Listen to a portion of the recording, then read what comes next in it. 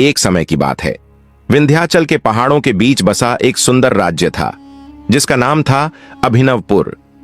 उस राज्य के राजा विक्रमादित्य थे। विक्रमादित्य अपनी बुद्धिमत्ता और पराक्रम के लिए प्रसिद्ध था। राजा न्याय प्रिय और प्रजा के प्रिय थे। उनकी पत्नी रानी सौम्या अपनी सुंदरता और सौम्यता के लिए पूरे राज्य में जानी जाती थी। रानी सौम्या राजा की एकमात्र पत्नी थी और राजा उनसे अत्यधिक प्रेम करते थे। राजमहल का जीवन भव्य था, लेकिन रानी सौम्या का मन अक्सर एकाकी और ऊंचा रहता था। राजा अपने राज्य कार्य में व्यस्त रहते थे और अक्सर रानी अकेलेपन का सामना करती थी। रानी अक्सर महल के बाहर बने फूलों और फलों के बाग में भ्रमण करने जाया करती थी। उसी फलों की बाग में एक साधु का आश्रम था जिसका नाम था स्वामी अंबिकानंद। वे अपने ज्ञान और मंत्रों से दूर दूर तक प्रसिद्ध थे। रानी जब पहली बार वहां गई तो साधु ने उनका भरपूर स्वागत किया और उनसे गहन चर्चा की। साधु की वाणी में ऐसा आकर्षण था, तब रानी मंत्रमुग्ध हो गई। रानी सौम्या ने बहाने बनाकर राजमहल से बाहर साधु के आश्रम जाना शुरू कर दी। साधु ने उन्हें ध्यान, योग और शास्त्रों का ज्ञान देना शुरू किया, परंतु यह रिश्ता धीरे धीरे शारीरिक आकर्षण में बदलने लगा। साधु की रहस्यमयी आंखें और रानी की अकेली आत्मा के बीच एक ऐसी डोर बंध गई जिसे छिपाना आसान नहीं था। रानी ने इस रिश्ते को राज रखने के लिए बहुत सावधानी बरती। वह साधु से तब मिलती थी जब राजा दरबार में अपने कार्य में व्यस्त होते। कभी कभी रात के अंधेरे में भी रानी चुपचाप महल छोड़कर साधु के आश्रम जाती। रानी ने राजा के प्रति अपना व्यवहार ऐसा रखा कि उन्हें कभी भनक भी नहीं लगी। वह राजा का पूरा ख्याल रखती, उनसे मधुर बातें करती और उनके हर आदेश का पालन करती।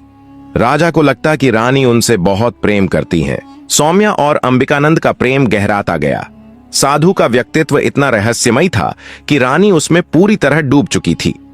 फूलों फलों बाग का वह आश्रम अब रानी के लिए एक ऐसा स्थान बन गया था जहां वह अपनी सभी चिंताओं और महल के नियमों को भूल जाती थी।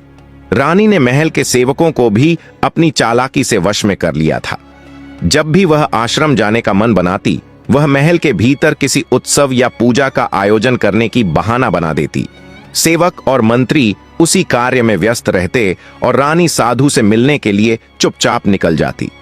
रानी के महल छोड़ने के समय को इतना योजनाबद्ध किया जाता कि राजा विक्रमादित्य को कभी किसी बात का आभास नहीं हुआ। रानी राजा के साथ जब बेड पर बैठी दिन में समय बिताती तो उन्हें अपनी मुस्कान और प्रेम भरे शब्दों से भरपूर संतुष्ट करती। राजा को यह यकीन था कि रानी उनके प्रति पूर्णतः समर्पित है। साधु अंबिकानंद ने रानी को यह यकीन दिला दिया था कि उनकी आत्मा को शांति केवल साधु के साथ ही मिल सकती है। रानी ने धीरे धीरे महल के कुछ गहने और बहुमूल्य वस्तुएं साधु को देना शुरू कर दिया। वह साधु के लिए अनमोल चीजें लेकर आती और बदले में साधु से मंत्रों और रहस्यमय शक्तियों का ज्ञान प्राप्त करती। साधु ने रानी को यह भी समझा दिया था कि वह एक दिव्य आत्मा है और उनका यह मिलन ईश्वर की योजना का हिस्सा है। रानी ने अब पूरी तरह से साधु पर विश्वास करना शुरू कर दिया था। महल के कुछ सेवकों ने रानी के व्यवहार में बदलाव महसूस किया। उनकी गैर मौजूदगी के दौरान महल में गुपचुप बातें होने लगी, लेकिन इतनी रानी चतुर थी कि उन्होंने हर अफवाह को दबा दिया। उन्होंने उन सेवकों को इनाम और अधिकार देकर अपनी ओर कर लिया। साधु अंबिकानंद की सहायता से उन्होंने राजा के दरबार में कुछ अपने लोगों को भी नियुक्त करवा दिया। राजा को इसकी भनक तक नहीं थी। उधर रानी सौम्या ने अब साधु अंबिकानंद हर बात को मानने लगी थी। साधु ने एक दिन रानी से कहा, हे प्रिय, अब राज्य का असली नियंत्रण तुम्हारे हाथों में होना चाहिए। राजा केवल एक दिखावा है मित्रों। रानी तो अब साधु के प्रति अपने मन और शरीर से पूर्णतः समर्पित हो चुकी थी। इस विचार से सहमत होने लगी। साधु ने धीरे धीरे रानी को समझाया और कहा कि हे प्रिय, यदि तुम चाहो तो राजा को पीछे छोड़कर स्वयं राज्य की महारानी बन सकती हो। जब रानी सौम्या अपने महल के अंदर थी तो यह विचार रानी के मन में एक चिंगारी की तरह जल उठा। अब रानी के अंदर महत्वाकांक्षा और मोह का संगम हो चुका था। एक दिन जब रानी साधु के पास गई तो साधु ने रानी से कहा, अब समय आ गया है कि मैं महल के भीतर प्रवेश करूं।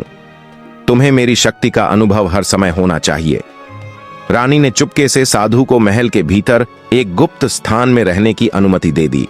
रानी ने महल के पुराने कक्षों में से एक को सजवाई और उसे साधु के रहने योग्य बना दिया।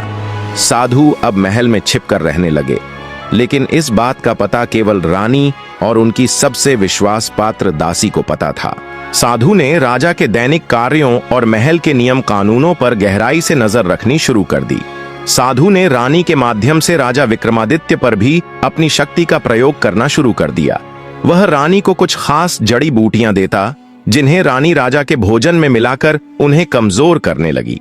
राजा को अब अक्सर थकान और बीमारी महसूस होने लगी, लेकिन रानी अपने प्यार भरे व्यवहार से राजा को यह यकीन दिलाती रही कि यह सब राजकाज के अत्यधिक दबाव का नतीजा है। साधु और रानी के बीच अब हर दिन मुलाकात होने लगी। रात के अंधेरे में जब राजा अपने कक्ष में सो जाता, तो रानी उसे कक्ष से चुपके चुपके साधु के कक्ष में जाती। वहां वे साथ बैठते, कुछ गुप्त योजनाएं बनाते और उनके संबंध और गहरा जाते। साधु ने रानी को वचन दिया कि वह उन्हें ऐसी शक्तियां देगा जिससे वह पूरे राज्य की सबसे शक्तिशाली महिला बन जाएंगी। रानी इस सपनों के वादे में पूरी तरह फंस चुकी थी। महल के कुछ वफादार मंत्री और सैनिक अब राजा की बिगड़ती स्थिति और रानी के अजीब व्यवहार को लेकर चिंतित होने लगे थे। उन्होंने राजा को सतर्क करने की कोशिश की, लेकिन रानी ने अपनी चतुराई से इन सभी प्रयासों को विफल कर दिया। एक दिन दरबार के बैठक में रानी ने दरबार में एक प्रस्ताव रखा कि राजा को अपने स्वास्थ्य के कारण कुछ समय के लिए राज्य के कार्यों से दूर रहना चाहिए। रानी स्वयं राजकाज संभालने का सुझाव देती और राजा, जो अब पूरी तरह से कमजोर हो चुके थे, इस बात से सभी सहमत हो गए। मित्रों, उधर रानी, जो अब पूरी तरह से साधु के जाल में फंस चुकी थी, इस बात के लिए तैयार हो गई। साधु ने गुप्त योजना बनाई कि राजा विक्रमादित्य को धीरे धीरे समाप्त किया जाए। इसके लिए उसने रानी को कुछ खास जड़ी बूटियां दी, जिन्हें राजा के भोजन में मिलाना था। यह जड़ी बूटियां ऐसी थीं कि राजा की हालत दिन पर दिन बिगड़ने लगे, लेकिन किसी को भी संदेह ना हो